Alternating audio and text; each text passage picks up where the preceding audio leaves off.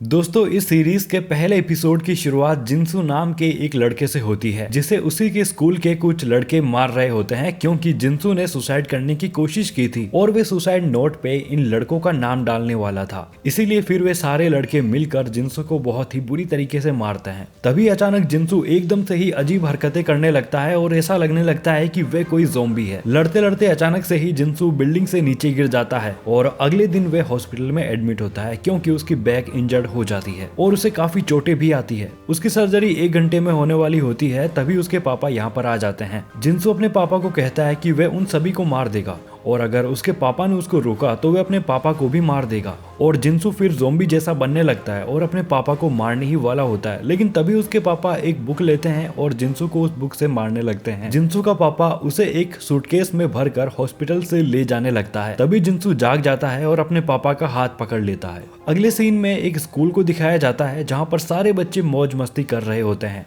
और यहाँ पर एक अनाउंसमेंट के दौरान ये बताया जा रहा होता है कि अब गर्मियों की छुट्टियां खत्म हो चुकी है, सर्दी आने वाली है। स्कूल में कुछ बच्चे तीर कमान चलाना सीख रहे होते हैं तो कुछ अपनी ही मौज मस्ती में मग्न होते हैं। सीन शिफ्ट होने के बाद एक लड़की को दिखाया जाता है जो क्लास में अक्सर सोती रहती है। जागने के बाद वो साइंस लैब में जाती है जहाँ पर उसे एक चूहा दिखता है जिसे वे छू लेती है और वे चूहा उसे काट जाता है। तभी वहां पर जिनसू का पापा आ जाता है जो उस लड़की को बाहर जाने से रोक लेता है। इधर च्यांगसन और उसके दोस्त जियांसू को दिखाया जाता है। जियांसू यहाँ पर च्यांगसन से अपने नए रेस्टोरेंट के लिए चिकन पार्टी मांग रहा था। इसी बीच उनकी दोस्त ओंजो और इसाक आ जाती है और इन्हें तो पहले से ही च्यांगसन की मॉम ने चिकन पार्टी के लिए इनवाइट कर दिया था। यहाँ पर ये सभी लोग मजे से चिकन खा रहे होते हैं। तभी ओंजो च्यांगसू को बताती है कि उसके साइंस टीचर मिस्टर ली का बिहेवियर अपने बेटे के जाने के बाद बिल्कुल भी ठीक नहीं है। वो क्लास में अजीब हरकतें करता रहता है। दोस्तों मिस्टर ली और कोई नहीं बल्कि जिनसू का पापा होता है और इनकी स्कूल हायोसन में एक साइंस टीचर होता है। अगली मॉर्निंग सारे बच्चे स्कूल जल्दी पहुंचने की होड़ में लग जाते हैं। काफी भागम भाग होती है और कुछ बच्चे स्कूल में जल्दी पहुंच जाते हैं और कुछ थोड़ा लेट पहुंचते हैं। अगले सीन में उन स्टूडेंट्स को दिखाया जाता है जो स्टार्टिंग में जिनसू को मार रहे थे। वो यहाँ पर एक लड़की और लड़के को काफी टॉर्चर करते हैं जो इनकी स्कूल के स्टूडेंट्स होते हैं क्योंकि इस लड़के ने इस कमीने स्टूडेंट का नाम अपनी टीचर को बता दिया था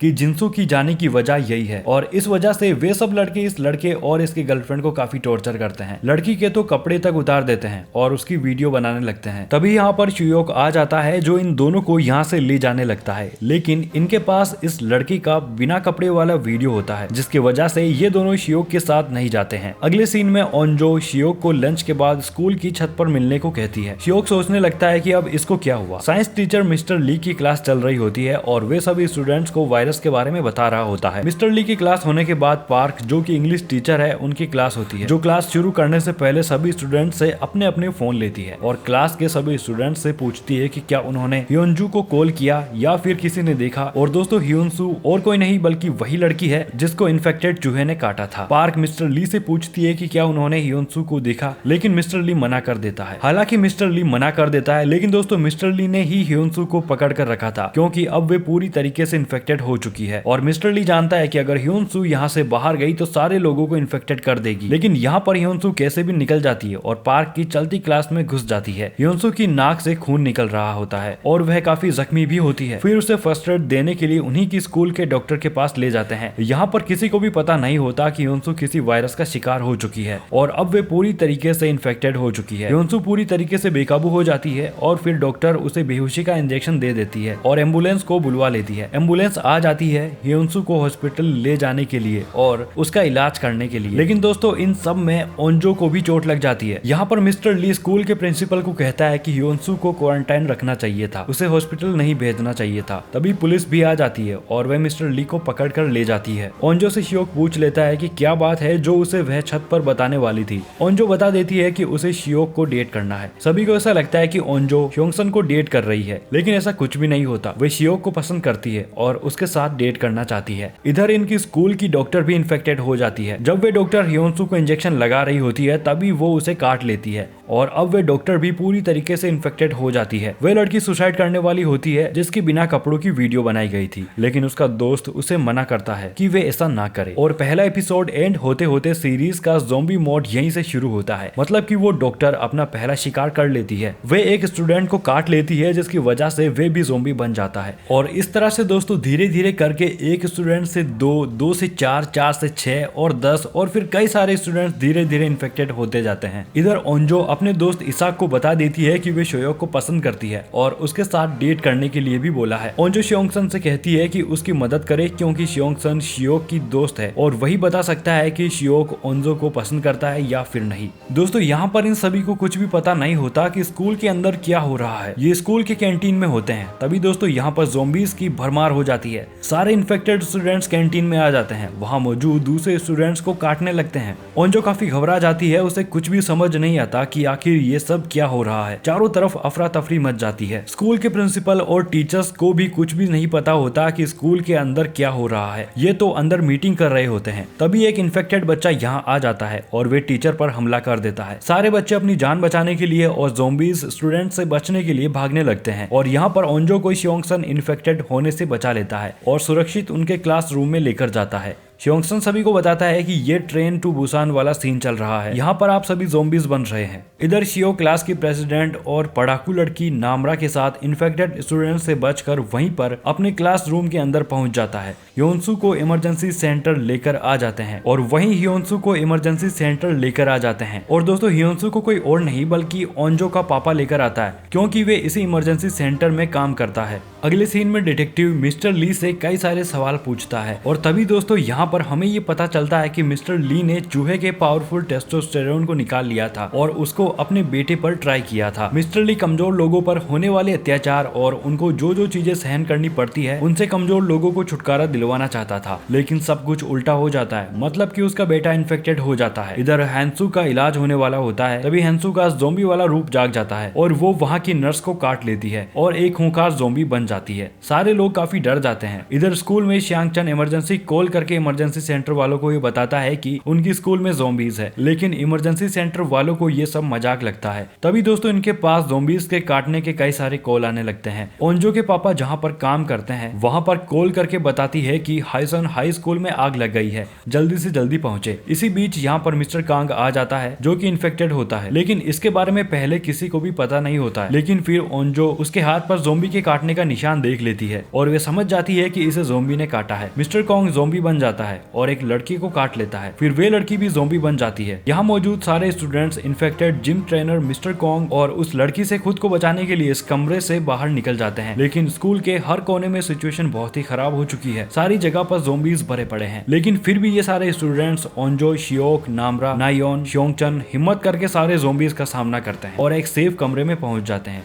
शियोक ज़ॉम्बीज का सबसे ज्यादा सामना करता है और उसकी वजह से ही वे एक सेफ कमरे में पहुंच जाते हैं, लेकिन शियोक इनके साथ कमरे में नहीं आता है, वो पीछे ही रह जाता है और इसके बारे में ओंजो को पता चल जाता है। कुछ स्टूडेंट्स बाथरूम में छुपे होते हैं तो कुछ अभी भी कैंटीन में ही फंसे होते हैं और कुछ को तो ज़ॉम्बीज ने काटा है और उन्हें अब तक नहीं पता कि उन्हें ज़ॉम्बीज ने काटा है। पार्क जो कि इंग्लिश टीचर होती है वे सुरक्षित ब्रॉडकास्टिंग रूम में पहुंच जाती है और ये अनाउंसमेंट करती है कि जो भी बच्चा जहाँ पर है वहीं पर रहे, हो सके तो स्कूल से निकल जाए। स्कूल की हालत बहुत खराब हो चुकी है। सारे बच्चे पता नहीं क्यों एक दूसरे को मार रहे हैं और काट रहे हैं। इधर ओंजो को पता चल जाता है कि इसाक भी इन्फेक्टेड है, वो भी धीरे धीरे ज़ॉम्बी बन जाती है। फिर मजबूरन चियोंगसन को इसाक को कमरे से बाहर फेंकना पड़ता है। ओंजो काफी दुखी हो जाती है और उसे इसाक के साथ बिताया हर पल याद आने लगता है क्योंकि इसाक ओंजो की बेस्ट फ्रेंड थी। चियोंगसन जुगाड़ करके एक रस्सी को कमरे में से लटका देता है ताकि वे यहाँ से निकल सके क्योंकि इस कमरे में भी ज़ॉम्बीज कभी भी आ सकते हैं। सबसे पहले जियांगसू नीचे जाता है और बताता है कि सेकंड फ्लोर पर ब्रॉडकास्टिंग रूम में उनकी इंग्लिश टीचर पार्क है और फिर धीरे धीरे करके सारे बच्चे नीचे उतरने लगते हैं। ओंजो नहीं उतरने वाली होती है। चियोंगसन उसका हौसला बढ़ाता है, उसे कहता है कि उसे अपने पापा के लिए जीना होगा। ओंजो नीचे आ जाती है, तभी सारे ज़ॉम्बीज कमरे में आ जाते हैं और सेकंड एपिसोड यहीं पर खत्म हो जाता है। तीसरे एपिसोड की शुरुआत में पुलिस ऑफिसर को मिस्टर ली वायरस के बारे में बता देता है। वायरस फैल चुका है जिसे कोई भी नहीं रोक सकता। और दोस्तों हाइसन हाई स्कूल की एक ऐसी लड़की होती है जिसका ज़ॉम्बी वायरस फैलने से पहले ही पेट दर्द हो रहा था। वो प्रेग्नेंट होती है जो ज़ॉम्बी अटैक से पहले अपने स्कूल से निकल जाती है और एक बच्चे को जन्म देती है। शियोक अभी भी सेफ होता है है और वो आर्ट रूम से निकलकर स्कूल की दीवारों के सहारे आगे बढ़ रहा होता है। तभी उसे च्योंगसन दिख जाता है जो रस्सी से लटका होता है। उसके ऊपर ज़ॉम्बीज होते हैं, उसके पैर पर भी ज़ॉम्बी लटका होता है। शियोक उसकी मदद करता है। वो बाकी बच्चों के साथ नीचे ब्रॉडकास्टिंग रूम में पहुंच जाते हैं। अब पूरे हाइसन शहर में भी वायरस फैलना शुरू हो जाता है। आम लोग भी इस वायरस का शिकार होने लगते हैं। इस कमरे में ऑफिस का कंप्यूटर होता है जिसके सहारे ये किसी से भी कांटेक्ट करने की कोशिश कर रहे थे। लेकिन तभी दोस्तों एक ज़ॉम्बी लड़की रस्सी के सहारे नीचे आ जाती है और वे लटक जाती है और वे कमरे में आने की कोशिश कर रही होती है, लेकिन शियोक उसे नीचे गिरा देता है। रेस्क्यू टीम चारों तरफ फैल जाती है, लेकिन अब ये इनके बस का काम नहीं होता क्योंकि बात हद से ज्यादा बढ़ चुकी है और वायरस बढ़ता ही जा रहा है। रेस्क्यू टीम को वापस बुलाने का ऑर्डर दे दिया जाता है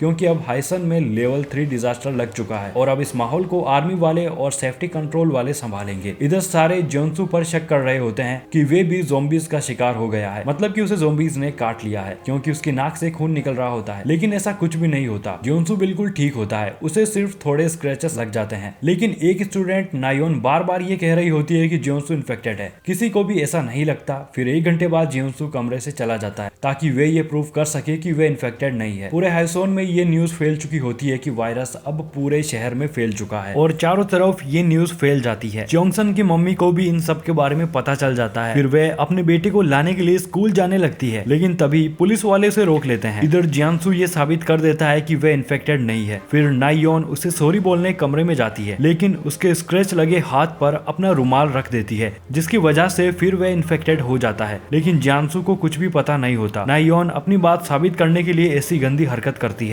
जियांसू इन्फेक्टेड हो जाता है और ज़ॉम्बी बन जाता है और फिर मजबूरन उसके दोस्तों को जियांसू को उस बिल्डिंग से नीचे गिराना पड़ता है। और दोस्तों ये सीन काफी हार्ट टचिंग होता है क्योंकि जियांसू च्योंगसन से काफी क्लोज था जो अब ज़ॉम्बी बन गया है। इधर उस लड़की को दिखाया जाता है जो अपने न्यू बॉर्न बेबी को लेकर ज़ॉम्बीज से बचकर इधर उधर भाग रही होती है, लेकिन उसे भी ज़ॉम्बीज काट लेते हैं और वे भी इन्फेक्टेड हो जाती है। लेकिन वे खुद को बांध लेती है ताकि वे अपने बच्चे को काट ना सके। रेस्क्यू टीम का एक मेंबर भी इन्फेक्टेड हो जाता है और इन्हें ऑर्डर दिए गए हैं कि यह इन्फेक्टेड लोगों से दूर रहे। यह हेलीकॉप्टर का इंतजार कर रहे होते हैं। ओंजो के पापा ओंजो को कॉल करते हैं, लेकिन उसका फोन नहीं लगता है। अगले सीन में नम्रा जो कि क्लास के प्रेसिडेंट है, उसे पता चलता है कि नायोन की वजह से जिन्सू ज़ॉम्बी बन गया है क्योंकि नायोन ने ही ज़ॉम्बी के खून को अपने रुमाल से पूछकर जियोन्सू का जख्म साफ किया था, जिसकी वजह से वो ज़ॉम्बी बन गया था। नायोन पहले तो काफी झूठ बोलती है, लेकिन नाम्रा ये साबित कर देती है कि इसी की वजह से जियोन्सू ज़ॉम्बी बन गया। जॉनसन को काफी गुस्सा आ जाता है। नायोन को अपनी गलती पर पछतावा होता है और वह कमरे से बाहर चली जाती है। मिस पार्क सभी स्टूडेंट्स को कहती है कि सभी को जिंदा रहना है और किसी की वजह से कोई भी मरना नहीं चाहिए और ये कहते हुए पार्क बाहर चली जाती है। और दोस्तों तीसरा एपिसोड यहीं पर खत्म हो जाता है और चौथे एपिसोड की शुरुआत एक लड़के से होती है जो अपने यूट्यूब चैनल पर लाइव चल रहा होता है और वह अपने सब्सक्राइबर्स को ये बता रहा होता है कि वह हाइसन सिटी जा रहा है ये देखने की वहाँ सच में ज़ॉम्बीज है या फिर नहीं। लेकिन उसे पता चल जाता है कि सच में हाइसन सिटी में ज़ॉम्बीज है। चैंगसन की माँ ज़ॉम्बीज से बचते बचते अपने बेटी की स्कूल में पहुंच जाती है जहाँ उसे जियोन्सू दिखता है। फिर वे जियोन्सू के पास जाने लगती है, लेकिन उन्हें ये पता नहीं होता कि वह भी अब ज़ॉम्बी बन चुका है। जियोन्सू उन्हें काट लेता है। इधर सबको बहुत तेज 1 नंबर और 2 नंबर लग रही होती है, लेकिन बाथरूम काफी दूर होता है और अगर ये बाहर गए तो ये भी ज़ॉम्बीज का शिकार हो जाएंगे। इसीलिए फिर यहाँ पर ओंजो अपने पापा के द्वारा बताए गए टेम्परेरी बाथरूम बनवाती है ताकि ये सारे हल्के हो सके। इधर ओंजो के पापा सभी को बताते हैं कि उन्हें इस रात यहीं पर रुकना होगा। हेलीकॉप्टर सुबह 11 बजे आएगा, इसीलिए फिर वे वहीं पर टेम्परेरी बाथरूम बनाते हैं। नाम्रा को ऐसा लगता है कि अब इनके पास कोई रास्ता नहीं बचा है, अब इन्हें कोई भी बचाने नहीं आएगा। लेकिन नाम्रा के अलावा सभी को लगता है कि रेस्क्यू टीम यहाँ पर जरूर इन्हें बचाने आएगी। अगले सीन में ग्विनेम अभी भी सर्वाइव कर रहा होता है। ज़ॉम्बीज से बचते बचते वे स्कूल के कमरे में आ जाता है। हाइसन स्कूल में एवोल्यूशन के लिए कुछ बच्चे आए हुए होते हैं, लेकिन वो सभी इन्फेक्टेड हो जाते हैं, बस कुछ ही बचते हैं। उनमें से 2 एथलीट होते हैं जो स्कूल के 2 स्टूडेंट्स के साथ टॉयलेट में सेफ होते हैं। ओंजो का पापा ओंजो के पास जाने वाला होता है, लेकिन वे पॉलिटिशियन जो कि MLA है वो उन्हें समझाती है कि वे ऐसा ना करे।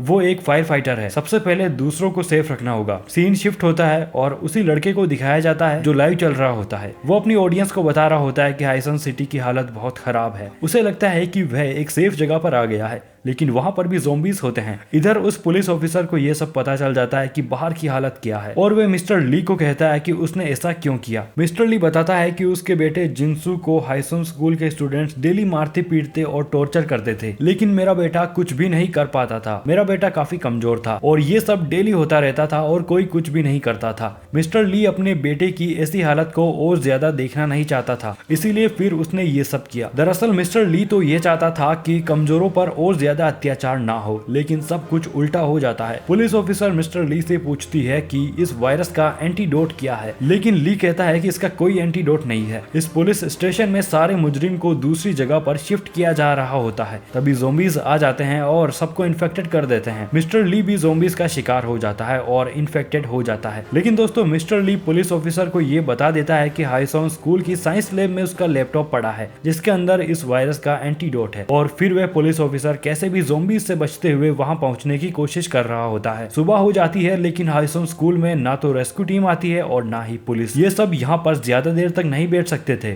और अब ये किसी के भरोसे पर यहाँ पर ज्यादा देर रुक भी नहीं सकते थे और फिर इसीलिए च्योंगसन और सियोक स्कूल की दीवार के सहारे मोबाइल लेने जाते हैं। लेकिन वहाँ पर वे लड़की होती है जिसका बिना कपड़ों का वीडियो रिकॉर्ड किया गया था, जो सारे मोबाइल्स को तोड़ रही होती है, क्योंकि उसकी बिना कपड़ों वाली वीडियो 9 बजे शेड्यूल पर होती है जो कभी भी पब्लिक हो सकती है। लेकिन दोस्तों वो लड़की भी इन्फेक्टेड होती है। वो च्योंगसन से फोन लेने की कोशिश करती है। च्योंगसन कमरे से बाहर निकल जाता है। शियोक भी वापस जाने लगता है। भागते भागते और ज़ॉम्बीज से बचते बचते च्योंगसन एक कमरे में आ जाता है जहाँ पर ग्वीनाम स्कूल प्रिंसिपल को बांध देता है। जब ये सब च्योंगसन मोबाइल में रिकॉर्ड कर रहा होता है तभी ग्वीनाम चाकू से प्रिंसिपल को मार देता है। ये सब मोबाइल में रिकॉर्ड हो जाता है। ग्वीनाम च्योंगसन से मोबाइल लेने के लिए उसके पीछे आता है। तभी 4th एपिसोड यहीं पर एंड हो जाता है। दोस्तों 5th एपिसोड की शुरुआत में ओंजो के पापा रेस्क्यू सेंटर से एमएलए और बाकी लोगों को बिल्डिंग की छत पर ले जाने के लिए कुछ तरीके सिखाता है और फिर उसी हिसाब से वे करते जाते हैं और ज़ॉम्बीज से बचकर बिल्डिंग की छत पर सेफली पहुंच जाते हैं। तभी हेलीकॉप्टर आ जाता है और इन सबको यहाँ से ले जाता है। हाइसन शहर के बारे में सभी देशों और शहरों के लोगों को ये पता चल गया था कि हाइसन शहर के अंदर काफी खतरनाक वायरस फैल चुका है और इन सब चीज का ये लोग मजाक बनाते हैं और सोशल मीडिया में ज़ॉम्बीज वीडियो शूट करके अपलोड करते हैं।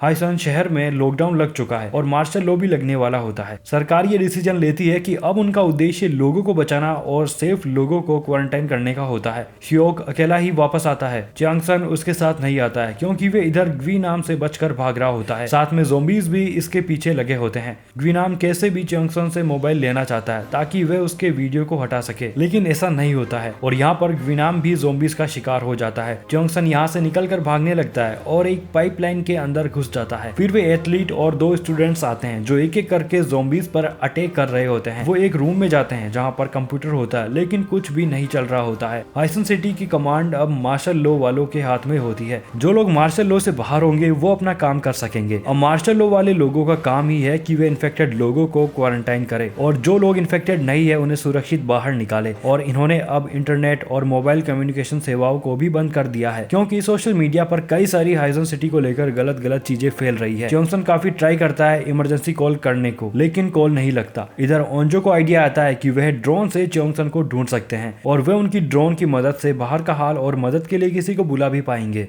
अगले सीन में डिटेक्टिव को दिखाया जाता है जिसके साथ एक लड़का भी होता है जो पुलिस वाला होता है। ये कैसे भी हेडक्वार्टर पहुंचने की कोशिश कर रहे होते हैं क्योंकि हेडक्वार्टर जाकर इन्हें इन्फॉर्म करना होगा कि इस वायरस का एंटीडोट हाइसन स्कूल की साइंस लैब में लैपटॉप में है। ये दोनों आगे बढ़ते जाते हैं लेकिन इनके पीछे ज़ॉम्बीज पड़ जाते हैं और फिर ये घुस जाते हैं जहाँ पर वे न्यू बॉर्न वाली लड़की होती है और उसका बच्चा भी यहीं पर होता है। डिटेक्टिव उस बच्चे को उठा लेता है। वह बच्चा काफी भूखा होता है क्योंकि उसकी माँ उसे दूध नहीं पिला सकती क्योंकि वे ज़ॉम्बी बन चुकी है। नामरा सियोक को कहती है कि अगर उसको किसी ज़ॉम्बी ने काट लिया तो क्या वह उसे बचाएगा। सियोक कहता है कि उसे कुछ भी नहीं होगा। इधर दोस्तों च्योंगसन पाइपलाइन के अंदर फंस जाता है। वो काफी टूट जाता है। उसे ओंजो और जियांसू की याद आने लगती है और फिर वे कैसे भी उस पाइपलाइन से बाहर आ जाता है। च्योंगसन में फिर से हिम्मत आ जाती है और वे कैसे भी एक कमरे में आ जाता है और एक स्टूडेंट ड्रोन लेकर आ जाता है, लेकिन ड्रोन पूरी तरीके से रेडी नहीं होता है, उसमें थोड़ी कमी होती है। इधर एथलीट और 2 स्टूडेंट्स को दिखाया जाता है जो कैसे भी स्कूल से बाहर जाने की प्लानिंग कर रहे होते हैं। वे कैसे भी करके कमरे से बाहर बाहर निकल जाते हैं। ड्रोन उड़ना शुरू हो जाता है। इसके बाद वे लोग ड्रोन उड़ाना शुरू कर देते हैं। ओंजो, सियोक सब मिलकर च्योंगसन को ढूंढ रहे होते हैं क्योंकि इन्हें लगता है कि वह अभी भी सेफ है। इन्हें च्योंगसन दिख भी जाता है और वह एकदम सेफ होता है। इसके बाद ये ड्रोन को स्कूल से बाहर ले जाते हैं ताकि ये बाहर के हालात को जान सके। लेकिन इसी बीच एक लड़की को अपने पापा की कार दिख जाती है जो अब ज़ॉम्बी बन गए हैं। ज़ॉम्बीज ड्रोन को नीचे गिरा देते हैं। ड्रोन पर एक मैसेज भी लिखा होता है। इधर एमएलए और ओंजो के पापा को दिखाया जाता है। एमएलए यहाँ पर कंट्रोल सेंटर में जाने की बात कर रही होती है, लेकिन किसी को भी कंट्रोल सेंटर में नहीं जाने दिया जाता है क्योंकि पहले इनका टेस्ट होगा। यहाँ पर लोगों की काफी भीड़ होती है क्योंकि सबका टेस्ट होने वाला होता है, लेकिन पहले इन्हें क्वारंटाइन कर दिया जाता है क्योंकि टेस्ट के लिए इन्हें काफी वेट करना होगा। अगले सीन में ग्विनेम को दिखाया जाता है जो ज़ॉम्बीज के काटने पर भी इन्फेक्टेड नहीं होता है और अब वो कैसे भी च्योंगसन से बदला लेना चाहता है। फोर्थ एपिसोड का एंड दोस्तों यहीं पर हो जाता है और एपिसोड 5 की स्टार्टिंग में हमें वायरस के नाम के बारे में पता चलता है। मिस्टर ली ने इस वायरस का नाम जोनेस वायरस रखा था। सारे स्टूडेंट टूट जाते हैं और ये उम्मीद भी लगभग खो देते हैं कि अब उन्हें कोई रेस्क्यू करने आएगा। जीविन कमरे से बाहर कूदने वाली होती है लेकिन उसे यहाँ पर रोक लिया जाता है। जिनविन के माँ बाप ज़ॉम्बी बन जाते हैं, इसीलिए वे काफी दुखी हो जाती है। ओंजो उसे हौसला देती है कि उसे हार नहीं माननी होगी। इसी बीच नामरा के दिमाग में एक आइडिया आता है कि अगर वे स्पीकर के जरिए अगर म्यूजिक चला दे तो सारे ज़ॉम्बीज बाई तरफ चले जाएंगे और फिर ये दाई तरफ से च्योंगसन को लेकर बीच की सीढ़ियों से छत पर चले जाएंगे और शायद वहाँ पर हेलीकॉप्टर में से कोई इन्हें देख ले और इन्हें बचा ले। म्यूजिक ऑन हो जाता है और सारे ज़ॉम्बीज स्पीकर की तरफ भागने लगते हैं। तभी ये सारे स्टूडेंट्स यहाँ से चुपके निकलने लगते हैं, लेकिन एक ज़ॉम्बी इनके पीछे आने लगता है। लेकिन सियोक उस ज़ॉम्बी से लड़ रहा होता है। वे ज़ॉम्बी सियोक पर भारी पड़ जाता है। तभी दोस्तों ग्वेनाम आ जाता है और उस ज़ॉम्बी को मार देता है। फिर वे सियोक से पूछने लगता है कि च्योंगसन कहाँ है, उसे मारना है। तभी वे सियोक को मारने की भी कोशिश करता है, लेकिन नामरा आ जाती है और वो ग्वेनाम को पकड़ लेती है, लेकिन ग्वेनाम नामरा को काट लेता है, जिसके बाद सियोक को बहुत गुस्सा आ जाता है और वे ग्वेनाम को खिड़की से नीचे फेंक देता है। सारे स्टूडेंट्स च्योंगसन के पास पहुंच जाते हैं और इधर ओंजो के पापा कैसे भी अपनी बेटी के पास पहुंचना चाहते हैं, इसीलिए वे दो कमांडो को बातों में उलझाकर उन्हें बेहोश कर देते हैं और उनके कपड़े पहनकर निकल जाते हैं। नामरे को ग्वेनाम ने काटा है, इसीलिए सभी को लगता है कि अब ये ज़ॉम्बी बनने वाली है, क्योंकि जब ग्वेनाम को ज़ॉम्बीज काट रहे थे तब च्योंगसन ने उसे देखा था। सियो कहता है कि वे एकदम ठीक था, उसे किसी ज़ॉम्बी ने नहीं काटा था और नामरा ज़ॉम्बी नहीं बनेगी। च्योंगसन नामरा को मारने वाला होता है क्योंकि उसे लगता है कि अब नामरा कभी भी ज़ॉम्बी बन सकती है। सियोक नामरा के साथ होता है। वो कहता है कि अगर ये ज़ॉम्बी बनी तो वे खुद इसे खिड़की से बाहर फेंक देगा। अगले सीन में उन एथलीट्स और दो स्टूडेंट्स को दिखाया जाता है जो ज़ॉम्बीज का सामना करते करते और स्ट्रगल करते करते आर्चरी रूम में आ जाते हैं ताकि यहाँ से इमरजेंसी कॉल कर सके, लेकिन सारी फोन सेवाएं बंद हो रखी होती है। इधर वो डिटेक्टिव मतलब कि पुलिस वाला उस बच्चे को लेकर को जूनियर पुलिस वाले को कहता है कि अब उन्हें यहाँ से निकलना चाहिए और फिर ये च्योंगसन की मॉम के स्कूटर पर जाने वाले होते हैं। तभी एक बच्ची भागती हुई इनके पास आ जाती है, इसलिए वापस ये रेस्ट्रा के अंदर घुस जाते हैं। इधर नामरा सियोक को काटने वाली होती है, लेकिन वो काटती नहीं है। च्योंगसन नामरा को मारने वाला होता है, लेकिन सियोक उसे रोक लेता है। कुछ तो नामरा का सपोर्ट करते हैं कि ये ज़ॉम्बी नहीं बनेगी और कुछ उसके अगेंस्ट होते हैं कि ये कभी भी ज़ॉम्बी बन सकती है। नामरा इसीलिए ज़ॉम्बी नहीं बन रही होती है क्योंकि उसके अंदर इम्यून होता है जो वायरस से लड़ सकता है। सियोक अपने हाथ को नामरा के हाथ में बांध लेता है और सभी को बताता है कि अगर ये काटेगी तो सबसे पहले मुझे काटेगी। दोस्तों 6th एपिसोड के एंड होते होते सभी स्टूडेंट्स एक कमरे में अपने मम्मी पापा को मैसेज दे रहे होते हैं कि ये सब ठीक है। इन्हें अपने मम्मी पापा की बहुत याद आ रही होती है। ओंजो के पापा कैसे भी कमांडो से बचकर निकल जाते हैं। कमांडो उन पर गोली चलाने लगते हैं, इसीलिए वह बाद में एक नदी में कूद जाते हैं, लेकिन उन्हें गोली लग जाती है और इस एपिसोड का एंड यहीं पर हो जाता है। दोस्तों आप इस वीडियो को all of us are dead series का फर्स्ट हाफ या फर्स्ट पार्ट समझ सकते हो। दूसरे पार्ट की वीडियो जल्द ही आएगी।